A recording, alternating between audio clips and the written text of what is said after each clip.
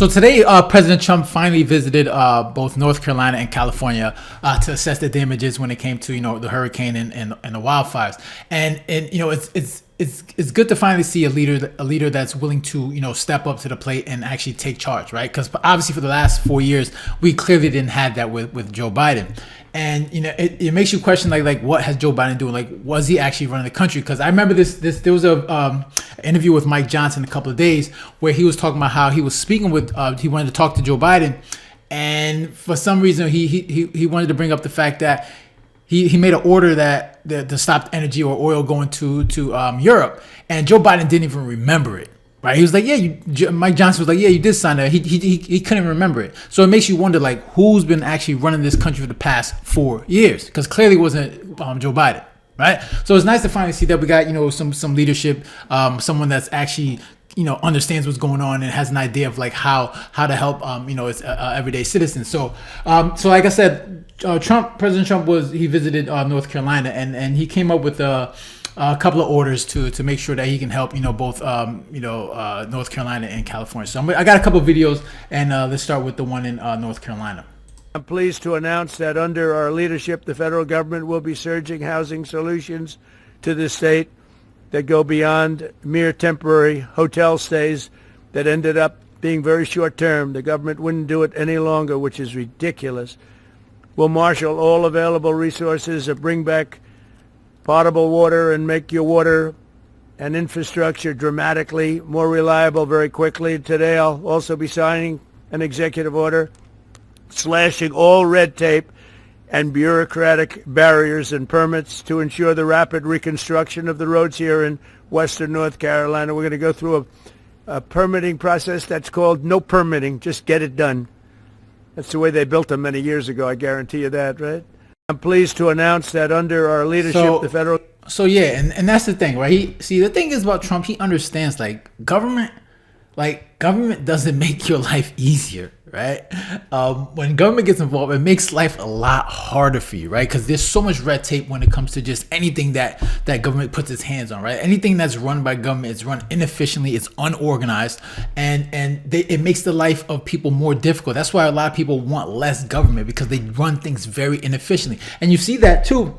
Well, he's obviously when it comes to these executive orders, he's trying to remove all red tape, because with government they create a lot of red tape, right? Especially in California. If you look at California, you need permits to do anything over there, which is why they struggle so much when it comes to building things, right? And Trump understands that. Not only that, but he's even talking about when it comes to FEMA, right? He's also talking about either reforming them or actually getting rid of them altogether.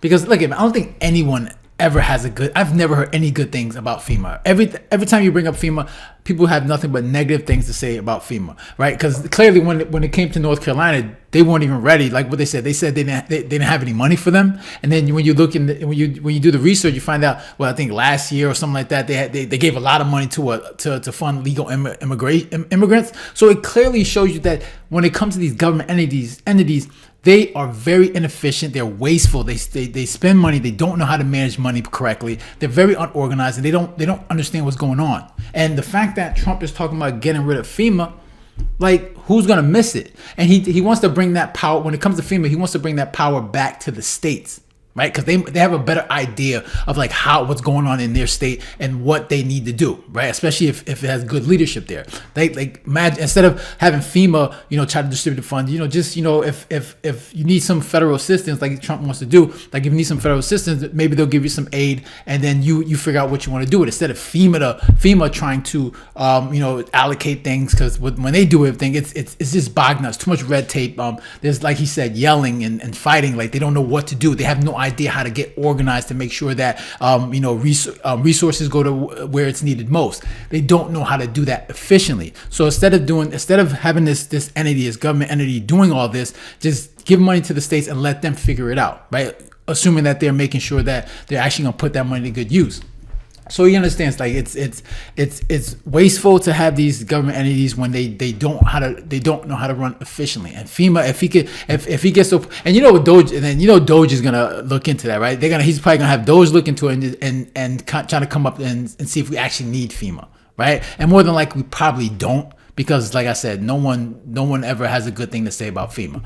And so that's a good thing. So I have another video when he comes to California, and he's talking about how when it comes to federal aid there, he wants to make sure that there's some things in place, that there's some conditions that are met to make sure that if there is another catastrophe like the wildfires, that you have the systems in place and the infrastructure in place to make sure that you can at least mitigate the disaster, to make sure it doesn't get to a point where the whole damn Los Angeles is burned down, right? You want to make sure you lessen the damage as much as possible. So before giving them that aid, they want to make sure that you're capable of handling a problem if it arises. So let's watch this clip. Funding to Los Angeles because of its sanctuary city policy? I want to see two things in Los Angeles: voter ID, so that the people have a chance to vote, and I want to see the water be released and come down into Los Angeles and throughout the state. Those are the two things. After that, I will be the greatest president that California has ever seen. I want the water to come down and come down to Los Angeles, and also go out to all the farmland that's barren and dry. They have land that they say is the equivalent of the land in Iowa, which is about as good as there is anywhere on earth. The problem is it's artificial, because they artificially stop the water from going onto the land. So I want two things. I want voter ID for the people of California, and they all want it. Right now you don't have voter ID. People want to have voter identification. You want to have proof of citizenship. Ideally, you have one-day voting, but I just want voter ID as a start, and I want the water to be released, and they're going to get a lot of help from the U.S. Thank you very much. I'll see you in a little while. And see, that's the thing. Trump understands leverage, right? He understands like you're looking for federal aid, then guess what? You need to make sure there's some safeguards, and we want to make sure that we shore some things up in your state, because clearly your state is run inefficiently, right? It's unorganized, right? So he talks about getting voter ID, and then you obviously letting the water flow. And look at, this could be Trump could be playing a very dangerous game with this, because obviously, there's a lot of people that need aid, and obviously they want to make this political, where look at, just help the people. But I think Trump understands, like, hey, look at, this is an opportunity for him to say, hey, you know what, let's fix your state, because there's a lot of things going on where you guys are not looking out for the people. You're not doing right by the people, right? And if you want this federal aid, then we need to make sure that there's some that you clean this stuff up. Right, because you can't just like let your state just be run inefficiently and let it be safe, and then when things happen, this just call the government and use taxpayer dollars. No, you actually gotta put in the effort to make sure you're making your state as safe as possible. And California clearly doesn't do that, because you see what happened when it came to these wildfires. They just weren't prepared, right? And a lot of people are talking about this could have been avoided, or at least mitigated, to a point where the fire didn't get as big as it did. So, like I said, I think Trump understands, when it comes to this stuff, he has an idea. He's showing real leadership, something we haven't had for the past 4 years. And I think a lot of people like that. They see that and they say, okay, we have someone in there that's competent and leading and showing initiative to say, all right, this is what she has a plan on how to fix these things. And whether you like him or not, at least he's showing more leadership than Biden has in the past 4 years. So those are my thoughts. I'm interested to hear your thoughts. Make sure to leave a comment down below, hit the like button, and share. And if you haven't done so already, make sure to subscribe. All right, so guys, take care and have a good one. Later.